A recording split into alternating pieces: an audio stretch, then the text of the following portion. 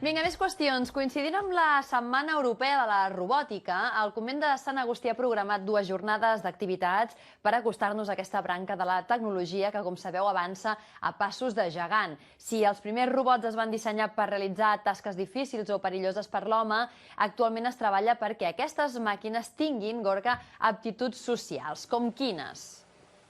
Es parla de robots socials, sobretot quan aquestes màquines són capaces d'interactuar i d'interaccionar amb les persones. Tenen ordres programades, però també són capaços de llegir i de reaccionar amb altres estímuls. Aquí estàveu veient el robot Asimo, que fins i tot, Òscar, ha estat capaç de dirigir una orquestra, i no només perquè tingui l'ordre programat de fer anar els braços, sinó que també era capaç de llegir els instruments de cadascun dels músics, no?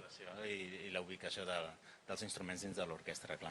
Tu em comentaves que la robòtica en aquests moments s'està movent molt i està obrint moltes línies d'investigació, sobretot en aquesta robòtica social, sobretot amb els robots assistencials. Per què?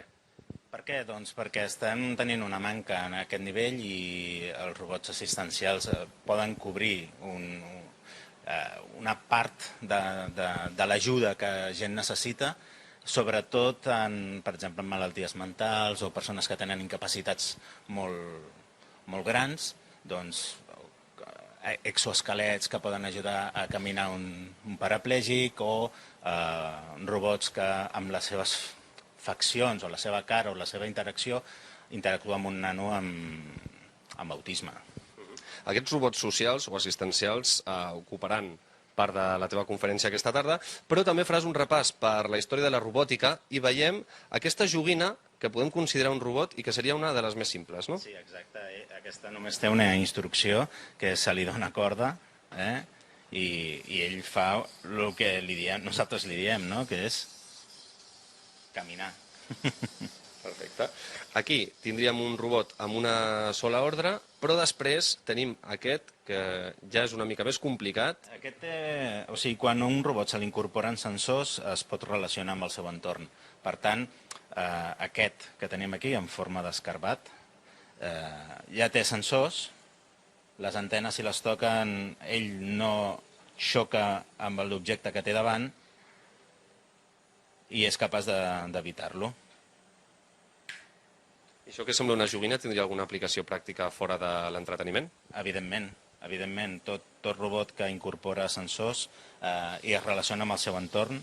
Ara s'han relacionat tots dos, Han començat aquí a... Sí. Val, perfecte. I després ja per últim, jo crec que podríem parlar d'aquest, que és una mica més gran, una mica més complicat, que no té sensors, em comentaves, i que es fa servir sobretot per participar en olimpíades, en jocs robòtics. Què és el que és capaç de fer aquest robot? És capaç de caminar.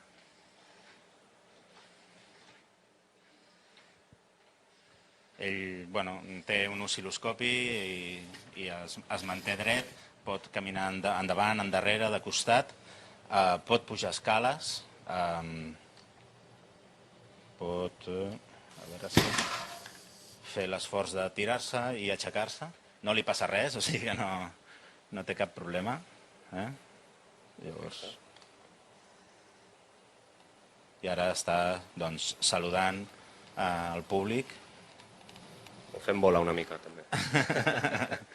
Perfecte, Òscar. Doncs escolta'm, no et robem més temps perquè sabem que has de donar aquesta conferència d'aquí pocs minuts al Convent de Sant Agustí.